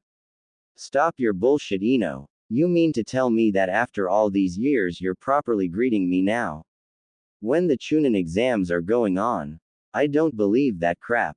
Why shouldn't I think that you're trying another lame trick to impress Sasuke? Said Naruto angrily. Tears threatened to fall from Ino's eyes, and they did, but weren't noticeable as they mixed with water droplets on her face due to the rain. While Shikamaru and Choji could understand Naruto's logic, she did treat him badly, so they can't accept him to even treat her as a peer so quickly. We should be going. See you at the tower, Shika. Choji, said Naruto as he went past them with Kin in his arms towards Sakura, who was currently tending to Sasuke, whereas Team 10 went their separate way with a silently sobbing Ino. Kin was confused as to why he behaved that way, but she knew better than to interfere into someone's personal matters. Great. Now Sakura's gonna revert back to her fangirl mode. To think that I thought she could change, thought Naruto with frustration evident on his face. He sighed while Kin watched him with confusion. How is his condition, Sakura? Asked Naruto while expecting a banshee screech of, Naruto baka. Look what you did to my Sasuke-kun. But he was really flabbergasted when she instead smiled at him. Oh, he's much better now. He only has a mild fever. The beating that you gave him must have pushed those black markings back, Shanaru, said Sakura while playfully screaming the last part as she waved her fist in air. A large sweat drop formed on Kin's head. This team is rather weird. I can see why Orochimaru had an interest in this squad. The Tem always had a fetish for weird things after all, she thought afterwards while Naruto was just gobsmacked. Hee. Sorry, just joking. But yeah, he's gonna be fine now.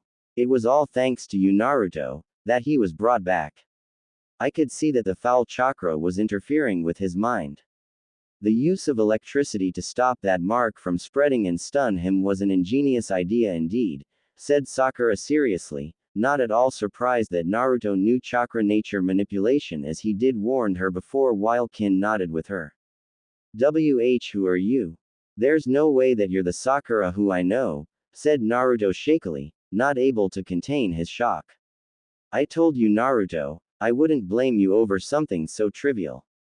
You're the strongest member of our team, so it was natural you had to stop him, she said with conviction in her voice while Kin could only wonder about what was going on between these two.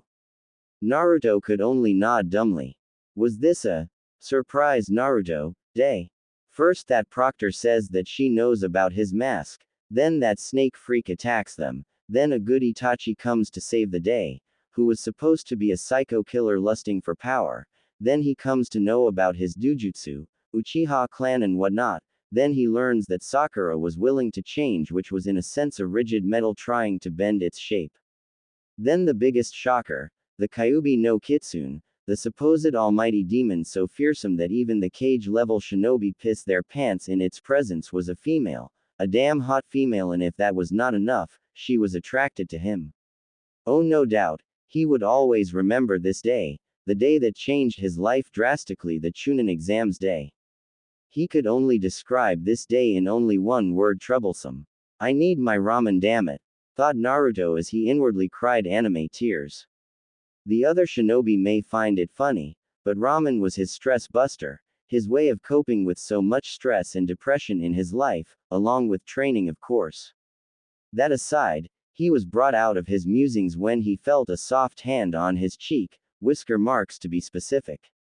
Naruto-kun, are you alright? Naruto. What?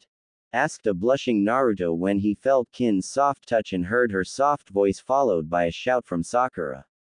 Sheesh. What's wrong with you? I was asking you about what should we do next? Asked Sakura with an annoyed expression while Naruto laughed sheepishly. Meanwhile Kin was as red as a tomato. What's wrong with me? We've just met, and I'm already calling him Naruto-kun.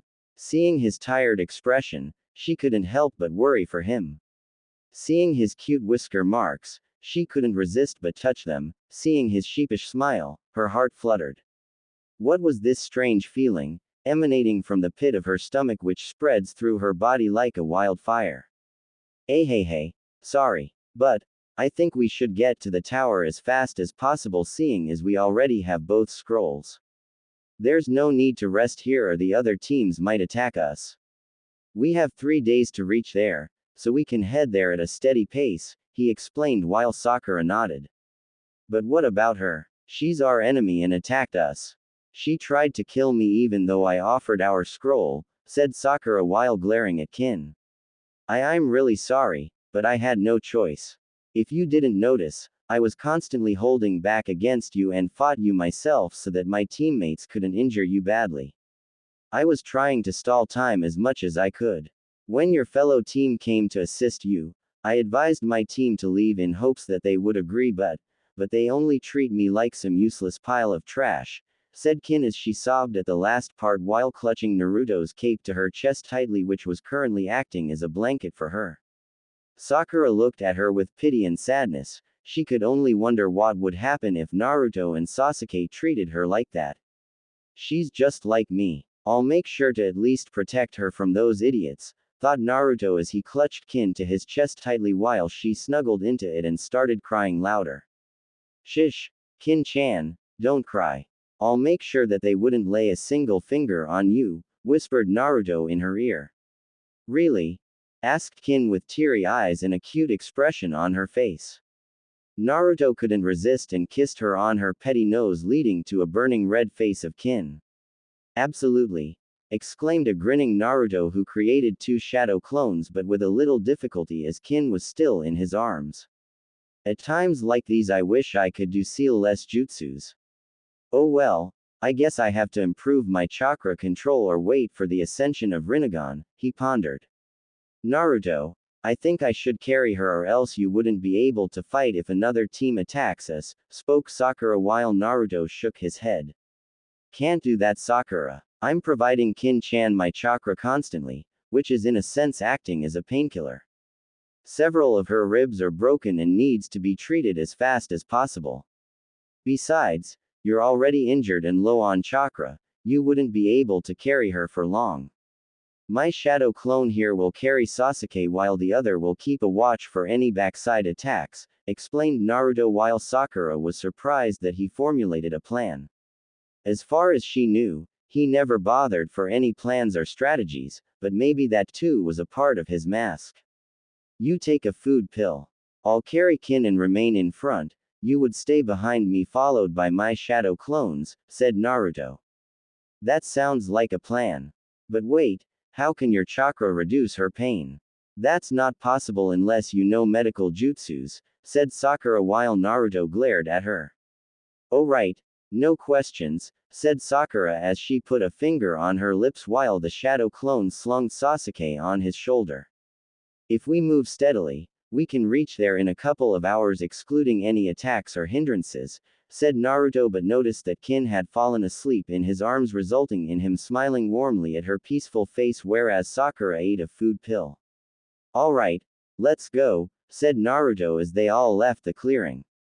All the while, Kurenai was listening to their conversation as she had moved closer to their position under a powerful genjutsu. She pitied the Yamanaka's condition, but the girl had it coming. On the other hand, she was saddened after hearing about Kin's insecurities. She was also surprised by Sakura's behavior and the level of maturity shown by her. But most importantly, she was proud of her Naruto for the way he handled the situation. He definitely deserved a kiss from her, or maybe more. She blushed while thinking about the kissing part. Kurenai had never kissed anyone, she could only wonder how a kiss with Naruto would feel like. She was brought out of her daydreaming when Team 7 along with Kin moved out of the area and hence began following them at a safe distance. Team 7 after several hours of traveling. Moo, Naruto, I'm tired, we should rest up a bit, whined Sakura for, who know how many, times while Naruto sighed. She really has low stamina, thought Naruto while Kin was still asleep in his arms and Sasuke was unconscious. Take another food pill, Sakura, we're not stopping until we reach the tower.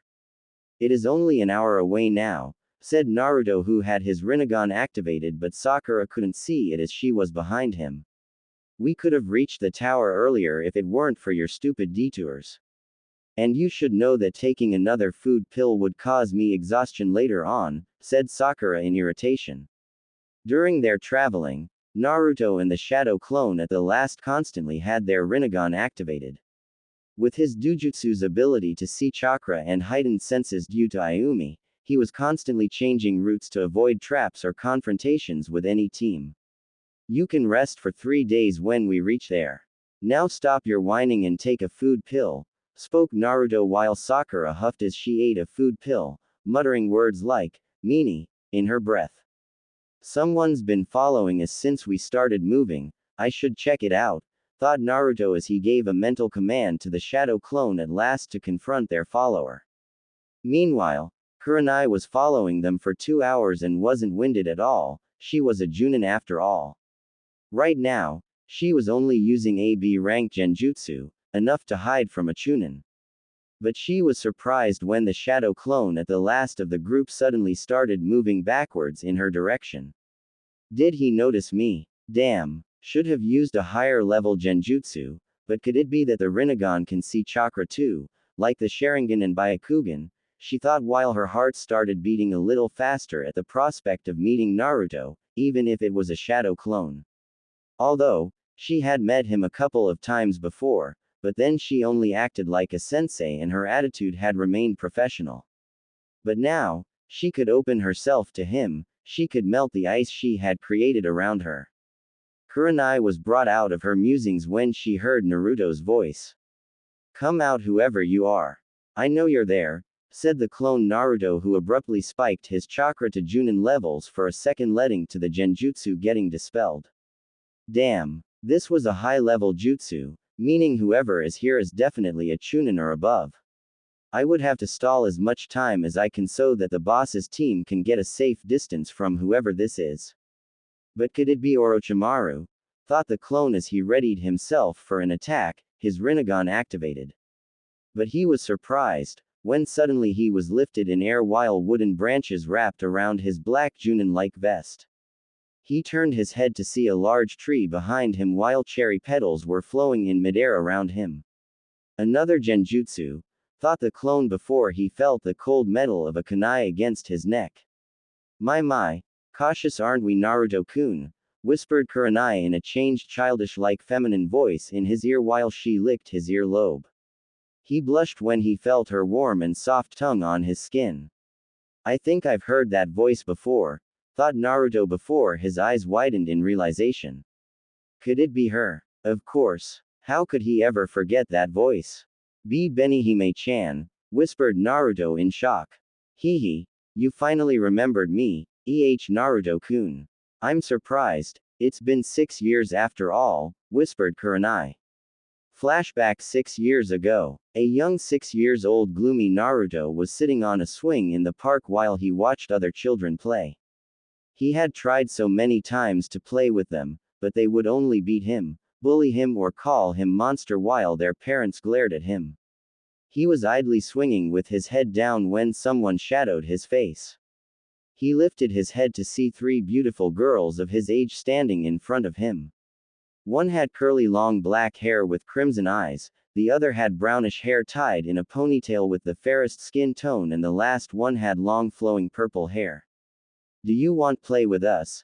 Asked the crimson-eyed Kurenai, one while Naruto's eyes widened. You, play with me?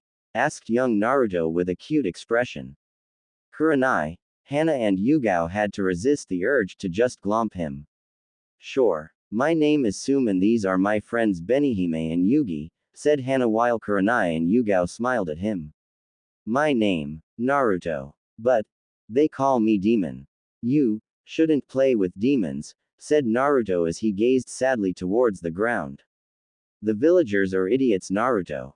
They just can't see that you're not a demon. You should just ignore them, said Kurenai with a hint of anger in her voice. Me? No demon? Asked Naruto with hope. Nope. You're just like us, Naruto, said Yugao as she dragged him to his feet by holding his hand. Really? I'm like you? Asked Naruto with teary eyes. He thought that he was a monster, that's why the other kids didn't play with him. But he became ecstatic and happy when Hana shook her head. Yay, I knew. Dadbao. Thank you, you three, very beautiful, like angels, said young Naruto in a thinking pose, leading to the transformed Kunoichi sporting a blush before they snapped out of their embarrassment. Come on, let's play together. From now on, we'll be friends, said Kurenai while she dragged him with her. After some time, they said their goodbyes to him and went their own way. For months, they continued to play with him, often coming to his apartment and helping him with small chores. Over the months, they taught him how to speak, write and read properly, cooking, etc. They couldn't do much as they were 13 years old only right then, but they made sure to help him as much as possible. Over time, they fell in love with him but were ashamed to admit it because of the age gap, while Naruto too became fond of them. But eventually, Hiruzen caught just of it and prohibited them from meeting him again. Naruto waited for his friends in the park or asked the villagers about it. Nobody knew them, or rather didn't bother to answer him, as they were interested in beating him to an inch of his life. He couldn't ask his Gigi as they had told him them not to tell about their friendship to anybody, even the Hokage. Meanwhile, Hiruzen didn't believe Hana, Yugao and Kurenai as they were only 13 years old and somebody may have tricked them in befriending Naruto and then attacking him. This had already happened several times with some children befriending Naruto because of their parents' persuasion, and when he went to their homes to play, they would poison the food and plan several other methods to get rid of the demon spawn. So the Hokage had to be absolutely sure that Naruto stayed in trusted company. There were only 3 people that he trusted Naruto with right then: Kakashi, Jiraiya and Makoto. Jiraiya had a spy network to maintain, Makoto wanted to but Fugaku didn't allow her, and Kakashi had drowned himself in Anbu missions in despair because of his sensei's death. Flashback end. Of course I remember you. But where did you go? I searched for you everywhere. Why did you leave me? Asked Naruto while tears leaked out of his eyes while his eyes turned to normal oceanic blue color. And where's Sum-chan and Yugi-chan? Are they here too? Dadbao, said Naruto frantically while he tried to free himself. Warmness flushed Kurenai's heart when she came to know that he still remembered them and was worried for them. She released the genjutsu as Naruto snapped out of it to find Kurenai standing in front of him while his eyes widened in surprise. Kurenai-sensei, what are you doing here and where's Benihime-chan? Asked a blushing Naruto while he pinched his nose to stop the blood from coming out. Due to rain, Kurenai was wet and her clothes were tightly hugging her body, showing her curves and luscious D-cups. Even her nipples were noticeable due to the coldness. But on the other hand, he was also afraid of her a bit. He'd heard about the famous ice queens of Konoha, but among them, had only met Kurenai until now. He had seen the way she treated men who looked at her in any indecent way. Even those who behaved properly, she was usually cold to them, like she was assuming they would ask her out or something. But he knew that it was all an act. She too wore a mask like him, so naturally she noticed it, him being experienced in the art of deception after all. Inside this cold sheet of glacial ice, he knew there existed a vulnerable and a lonely soul, eyes were the windows of one's soul after all. Were you checking me out, young man? Asked Kurenai as she fakely narrowed her eyes while Naruto's eyes widened. And no. Of course not. Why would I even dare think about you like that? Said Naruto while he waved his hands defensively. Are you saying that I'm not good enough for you? Asked Kurenai threateningly, still continuing her charade. What? He exclaimed with surprise evident on his face while she slowly advanced towards him. You had me right, am I not good enough for you? Asked Kurenai as her heart sped up a bit while waiting for his answer. Of course, sensei. You're very beautiful like a goddess. I mean, any guy in his right mind can't ignore your unearthly beauty, said the clone Naruto honestly while she blushed furiously, and Naruto, still as oblivious as ever even with his changed personality, glanced at her in confusion. Nay, sensei, your face is all red. I think you'll catch a fever if you remain wet, said Naruto before Kurenai vanished completely from his sight to appear behind him. She circled her slender arms around his waist, her body tightly pressed against his while her head rested on her shoulders. There, this is much more comfortable, Naruto-kun, said Kurenai in Benihim's voice while his eyes widened as he saw Kurenai from the corner of his eyes. Don't tell me that you're Benihime-chan, whispered Naruto in pure shock. I've been waiting for this day, Kitsune-chan, whispered Kurenai while Naruto's eyes widened at the name. The only ones to ever call him that were Benihime, Sume and Yugi, often to tease him because of his foxy grin and whisker marks. Why? Whispered Naruto after coming over his initial shock while Kurenai blinked in confusion. Why did you leave me? Why lie to me? Why didn't you show me your true self? Asked Naruto while his spiky hair shadowed his eyes. It's a long story, Naruto-kun, said Kurenai. I've plenty of time. I'm only a shadow clone after all, said Naruto while Kurenai nodded.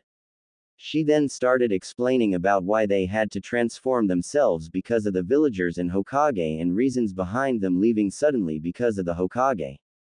Meanwhile, Naruto was getting angrier and enraged by the second.